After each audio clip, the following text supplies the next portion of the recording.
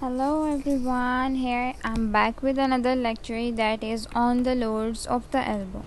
So basically start from the loads of the elbow. सबसे पहली चीज़ जो हम देखेंगे कि हमारे पास बेसिकली हम इसको वेट बेयरिंग जॉइंट कंसीडर नहीं करते. लाइक सम सर्कमस्टेंसेस में, या हम कह सकते हैं कि सम सिचुएशंस में, सम मूवमेंट्स में ये लोड वेट बेयरिंग जॉइंट्स की तौर पे एक्ट करता है, लेकिन नॉर्मली ये इतना ज़्यादा कंसीडर नहीं किया जाता wait bearing joint.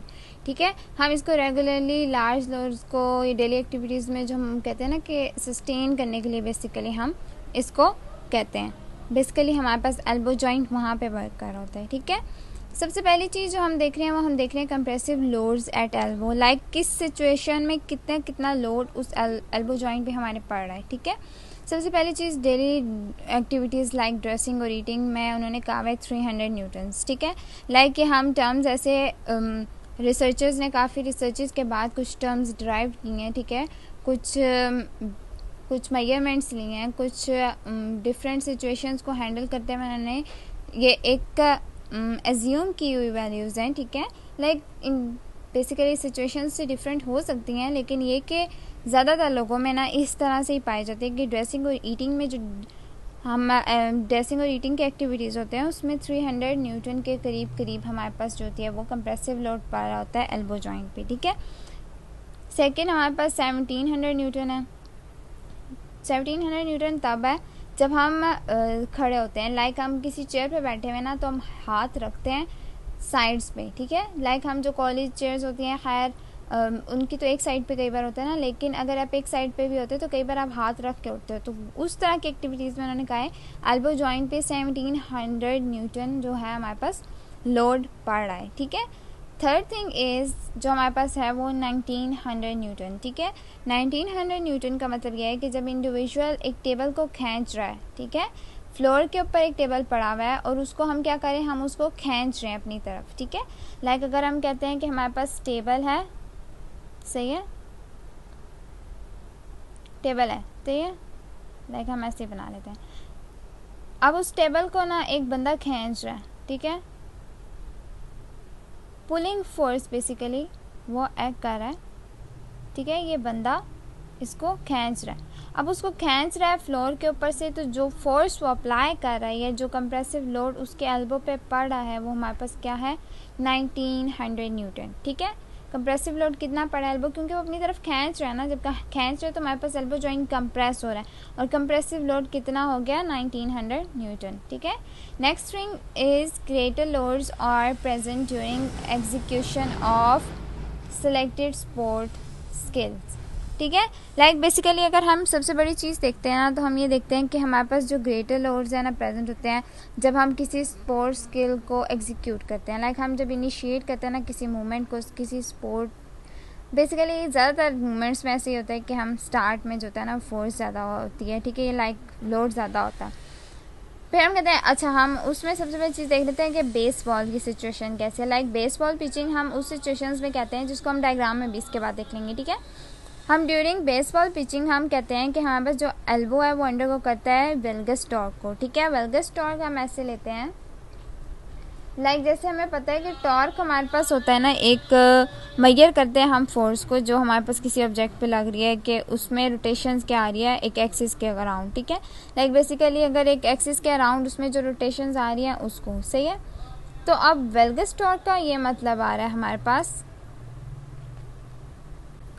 Like वेल्गस torque को ना आप ऐसे लेते हो कि हमारे पास अगर हम एक मूवमेंट परफॉर्म कर रहे हैं, लाइक हम कहते हैं बेसबॉल पिचिंग को ही ले रहे हैं. ठीक है, उसमें क्या होता है ना कि हम बेंडिंग मूवमेंट हमारे पास ज़्यादा हो रही है. जब बेंडिंग मूवमेंट हमारे पास ज़्यादा हो रही होती है ना तो उसमें क्या होता है कि कंप्रेसिव लोड जो होता है ना वो हमारे पास लेटरल साइड पे, लाइक जो लेटरल स्ट्रक्चर्स हैं उनमें इंक्रीज़ हो रहा होता है. ठीक है, जो लेटरल स्ट्रक्चर्स हैं उनमें इंक्रीज़ हो रहा है और जो हमारे पास मीडियल स्ट्रक्चर्स हैं उनमें टेंसाइल फोर्स इंक्रीज हो रही है. ठीक है, लाइक अगर हम कहते हैं कि अगर हम इस डायग्राम से देखते हैं तो हमारे पास जो रेडियल वाली साइड होती है वो हम कहते हैं कि हमारे पास लेटरल साइड है और जो हमारे पास अल्ना वाली साइड है वो हमारे पास मीडियल साइड होती है. ठीक है, तो हम कहते हैं कि हमारे पास जो ये एरिया है ना, ठीक है, यहाँ पे हमारे पास क्या हो रहा है, यहाँ पे हमारे पास कंप्रेसिव फोर्स इंक्रीज हो रही है रेडियल साइड पे. ठीक है, कंप्रेसिव फोर्स इंक्रीज हो रही है और जो हमारे पास दूसरी है, लाइक अगर हम इसको हम जूम करके देख लेते हैं, ठीक है, तो यहाँ पे हमारे पास दूसरी साइड जो है वो टेंसाइल फोर्स इंक्रीज हो रही है, सही है, टेंसाइल फोर्स हमारे पास इंक्रीज हो रही है। तो हम बेसिकली इसको कहते हैं कि एक साइड पे कंप्रेशन है, दूसरी साइड से खिंचाव पड़ रहा है, एक साइड पे कंप्रेस हो रही है, ठीक है, एक तरफ से लेंथनिंग हो रही है, एक साइड से शॉर्टनिंग हो रही है, सही है, स्ट्रक्चर्स की। तो बेसिकली हम इसको कहते हैं, अब ये बोन्स में नहीं होता, बेसिकली हम ये कह सकते हैं कि इसके इर्द गिर्द जो स्ट्रक्चर्स है ना वो परफॉर्म कराने में हमारे पास हेल्प करा रहते हैं, ठीक है। ओके, अब हम नेक्स्ट चीज़ पे आते हैं। हमारे पास क्या था कि उन्होंने कहा वेल्गस टॉर्क है अबाउट 64 न्यूटन पर मीटर, ठीक है, 64 न्यूटन पर मीटर का हमारे पास वेल्गस टॉर्क प्रोड्यूस हुआ है, जिसके लिए हमें 1000 न्यूटन जो होती है ना फोर्स रिक्वायर होती है, ताकि हम मसल की फोर्स रिक्वायर होती है ताकि हम डिसलोकेशन को प्रिवेंट कर सकें, ठीक है।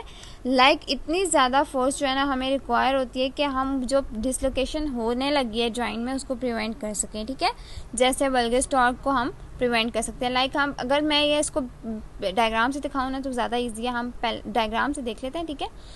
Amount of valgus torque related to pictures body weight, ठीक है, लाइक वेल्गस टॉर्क जो होता है ना वो पिक्चर के बॉडी के वेट के अकॉर्डिंगली होता है, क्योंकि कुछ लोगों का बॉडी वेट के अकॉर्डिंग ऐसे है कि कुछ लोगों में बॉडी वेट कम है तो वो उस तरह से ज़्यादा मूवमेंट या ज़्यादा तरह से उनके स्ट्रक्चर्स जो हैं वो इस तरह से टॉर्क प्रोड्यूस नहीं कर सकेंगे जिस तरह से ज़्यादा बॉडी के पर्सन कर सकता है, ठीक है। तो अब हम इसको डायग्राम से देख लेते हैं पहले। अब आपको ये नज़र आ रहा है कि हमारे पास क्या है, बेसबॉल पिक्चर है, ठीक है, लाइक हमारे पास ये जो बेसबॉल पिक्चर है, अब ये क्या कर रहा है, हमारे पास बेसबॉल को थ्रो कर रहा है। जब इसने मूवमेंट स्टार्ट किए तो हमारे पास इसने क्या किया, वेल्गस टॉर्क प्रोड्यूस किया, ठीक है, लाइक इसकी मूवमेंट का जो टॉर्क है ना वो आप इस तरह से कह सकते हो कि हमारे पास हमने जैसे वेल्गस टॉर्क को क्या कहा था, बेंडिंग है हमारे पास, ठीक है, बेंडिंग है हमारे पास। अगर आप गौर से देखो ना तो हमारे पास क्या हो रहा है ना कि हमारे पास उसकी लेटरल साइड है ना, जो लेटरल साइड है उस पर आप गौर करो तो कंप्रेसिव फोर्स पड़ रहा है, और ये जो हमारे पास मीडियल साइड है ना, लाइक लिटिल फिंगर वाली साइड, ठीक है, इस पे हमारे पास क्या पड़ रहा है, हमारे पास टेंसाइल फोर्स एक्ट हो रही है, लाइक जो इस तरह के इस जगह के स्ट्रक्चर्स हैं वो लेंथनिंग की तरफ जा रहे हैं और उस जगह के स्ट्रक्चर्स जो हैं वो हमारे पास शॉर्टनिंग की तरफ जा रहे हैं, बेसिकली ये चीज़ है, सही है। ओके, जो हमारे पास नेक्स्ट चीज़ आ गई है वो हमारे पास आ गई है एग्जीक्यूशन हो जाती है जब हमारे पास जिमनास्टिक स्किल्स की, ठीक है, लाइक हम जब कहते हैं हम जिमनास्टिक स्किल्स को एग्जीक्यूट करते हैं, हम स्टार्ट करते हैं किसी जिमनास्टिक स्किल को परफॉर्म करने के लिए, लाइक बेसिकली हैंड स्प्रिंग और वॉल्स को, इनको भी हम डायग्राम से देखेंगे कि मूवमेंट्स होती कैसे, ठीक है। बेसिकली अगर मैं एक बात बोलूँ कि हैंड स्प्रिंग को अगर मैं ऐसे बताना चाहूँ ना तो ऐसी मूवमेंट ना जो बंदा आप कहते हो ना जिस तरह से हम अपनी वर्डिंग में कहते हैं कि कलाबाजी को बंदा लगाते हैं, लेकिन कलाबाजी उस तरह से कि हैंड जो होता है ना वो ज़मीन पे होता है, पूरा लोड जो होता है ना वो हाथ पे आ रहा होता है, ठीक है। तो उस सिचुएशन में हमारे पास एल्बो जो है ना वो फंक्शन करता है basically load wait bearing joint के तौर पे, ठीक है, जैसे मैंने पहले भी कहा था वैसे हम इसको कंसीडर नहीं करते, लेकिन कुछ ऐसे स्किल्स या कुछ ऐसे स्पोर्ट्स हैं जिनमें वेट बेयरिंग जॉइंट के तौर पे एक्ट कर रहा होता है, that is like that. Hand spring जो हमारे पास मूवमेंट होती है जिसमें हम कलाबाजी जिसको कहते हैं, जो हमारे पास हाथ की जो मूवमेंट आती है ना बीच में, लाइक बंदा बिल्कुल सीधा हो जाता है पूरी और हाथ पे सारा जॉइंट पे हाथ पे मूवमेंट आ रही होती है, उस सिचुएशन में हम कहते हैं कि हमारे पास जो होता है elbow joint wait bearing joint के तौर पे एक्ट करता है, ठीक है। ओके, लाइक हम जिमनास्टिक्स को देख रहे हैं, हम हैंड स्प्रिंग देख रहे थे, ठीक है, तो हमारे पास जो हैंड स्प्रिंग मूवमेंट होती है ना वो ऐसे परफॉर्म होती है, लाइक देख रहे हो ये जो एरिया है ना जहाँ से इसने स्टार्ट किया है एल्बो के ऊपर वेट डालने का, और यहाँ पे आके इसने फुल वेट बेयर कर लिया हैंड्स पे, लाइक एल्बो जॉइंट ने as a weight bearing joint act करना यहाँ पे या एक्ट किया है, ठीक है, इस सिचुएशंस में, ठीक है, इस सिचुएशन में उसने क्या किया कि फुल वेट बेयरिंग, लाइक अगर मैं इसको जूम करके दिखाऊं तो हमारे पास कुछ ऐसे है, ठीक है,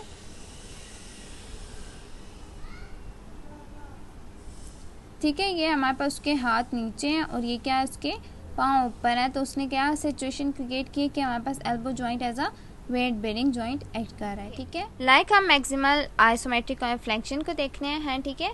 तो हमारे पास जो मैक्सिमल आइसोमेट्रिक फ्लेक्शन है ना, उसमें हम ये कह सकते हैं कि हमारे पास जो पोजीशन बनती है वो फुली एक्सटेंडेड बनती है। लाइक ये हमारे पास अगर हम शोल्डर जॉइंट को लेते हैं, ठीक है, और ये हमारे पास क्या बन रहा है, एल्बो जॉइंट, ठीक है। लाइक ये जॉइंट के साथ क्या करें हम, बिल्कुल एक स्ट्रेट मूवमेंट दे रहे हैं, ठीक है, फुली एक्सटेंड है एल्बो, ठीक है, जिसकी वजह से क्या होता है ना कि हमारे पास जो होती है कंप्रेसिव फोर्सेस पड़ती हैं जॉइंट के ऊपर, ठीक है।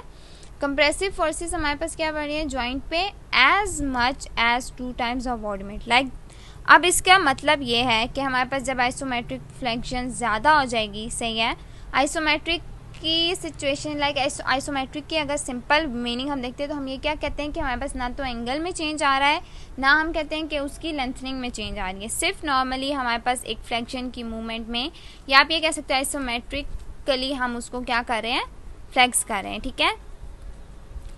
तो जब हमने कहा कि हमारे पास एल्बो फुली एक्सटेंडेड है, क्या कर रहा है कि वो कंप्रेसिव फोर्सेस को प्रोड्यूस कर रहा है, ठीक है।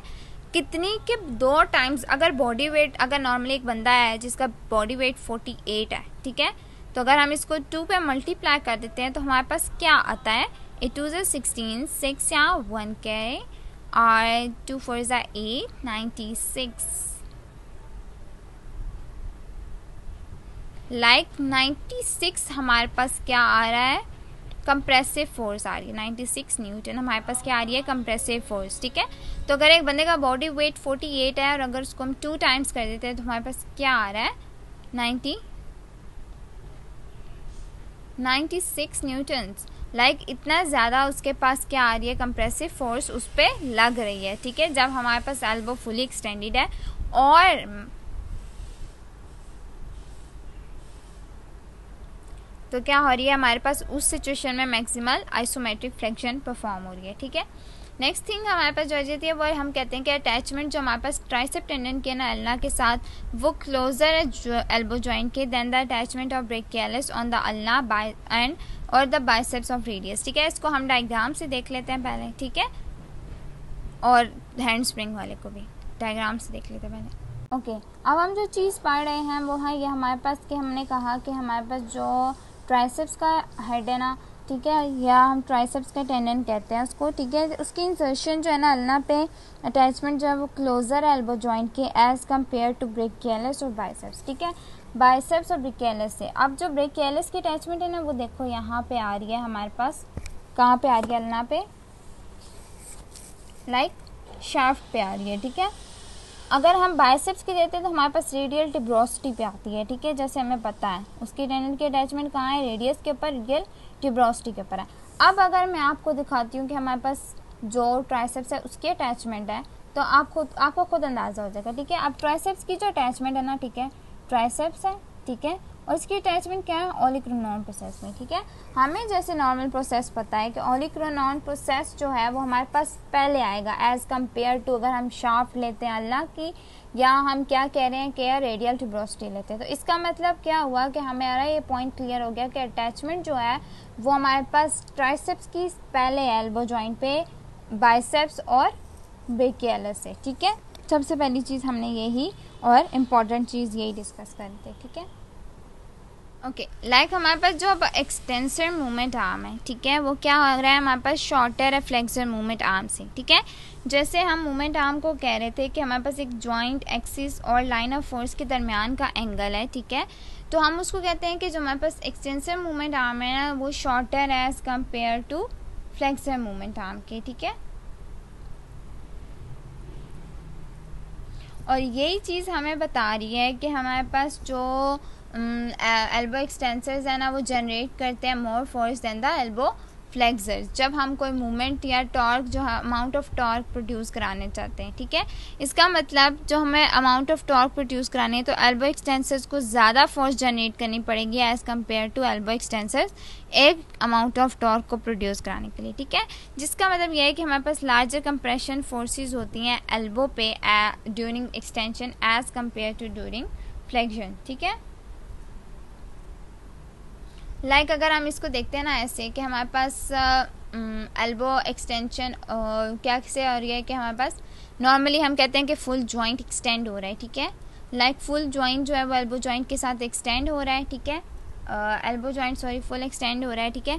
जब एल्बो जॉइंट फुली एक्सटेंड हो रहा है तो वो क्या कर रहा है कि कंप्रेसिव फोर्स जॉइंट पे एक्ट करा रहा है, ठीक है।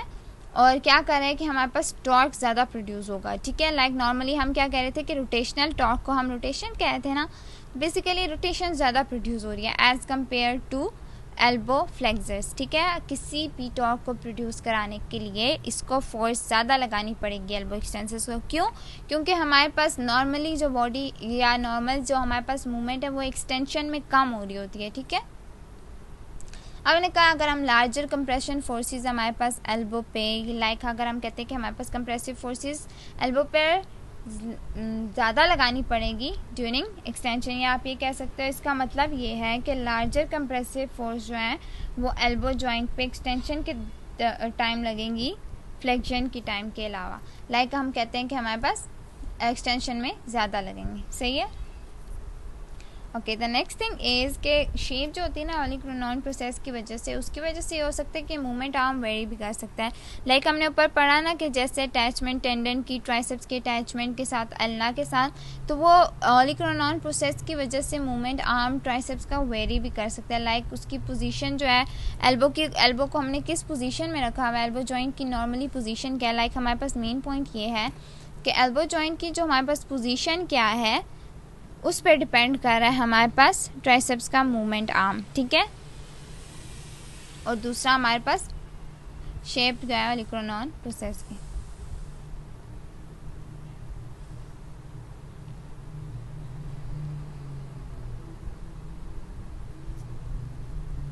इसको भी हम डायग्राम से एक बार देख लेते हैं, ठीक है। अब हम देख रहे थे कि हमारे पास शेप जो है ना ओलिगोनॉन प्रोसेस पे अल्ना पे, ठीक है। उसमें क्या होता है कि ट्राइसेप्स का मूवमेंट आर्म ना शॉर्टर लॉन्गर होना होता है, ठीक है। अब क्या होता है कि हमारे पास अगर हम नॉर्मली देखते हैं हमारे पास क्या हुई हुई है, एल्बो फ्लेक्स हुई हुई है, और ये हमारे पास क्या हुई हुई है, एल्बो एक्सटेंड हुई हुई है, ठीक है। अब ये जो पॉइंट है ना हमारे पास, ठीक है, और ये जो डिस्टेंस दिखाया हुआ है, ये डिस्टेंस हमारे पास शो कर रहा है कि हमारे पास मूवमेंट आर्म को, ठीक है। सिंपली आप ये कह सकते हो कि हमारे पास मूवमेंट आर्म को शो कर रहा है, ठीक है। अब हम ये कहते हैं कि हमारे पास, अगर हम कहते हैं कि ये हमारे पास है क्या है, ये हमारे पास फोर्स है, ठीक है। अब ये फोर्स की डायरेक्शन शो की हुई है और ये इन्होंने एंगल दिखा। अब ये देखो तो हमारे पास क्या हो रहा है कि हमारे पास क्या हो रहा है, मूवमेंट आर्म ट्राइसेप्स टेंडन का ना शॉर्ट हो रहा है, ठीक है, यहाँ पे फ्लेक्शन में। लेकिन अगर हम यहाँ पे देखते तो हमारे पास क्या हो रहा है कि लंबा है, ठीक है। ट्राइसेप टेंडन का क्या हो रहा है, लंबा है as compare to flexion, as compare to flexion हमारे पास एक्सटेंशन में क्या हो रहा है कि हमारे पास ट्राइसेप का टेंडन लंबा है। सिंपली साफ सी बात है, ओलिगोनॉन प्रोसेस की वजह से शेप में चेंज आता है, ठीक है। समझ आ गई है? सो सिंपली हमारे पास यही चीज़ है। Thanks for watching. और अगर कोई और प्रॉब्लम हो या कोई क्वेश्चन हो तो प्लीज़ आप कमेंट बॉक्स में पूछ सकते हैं। Thanks for watching.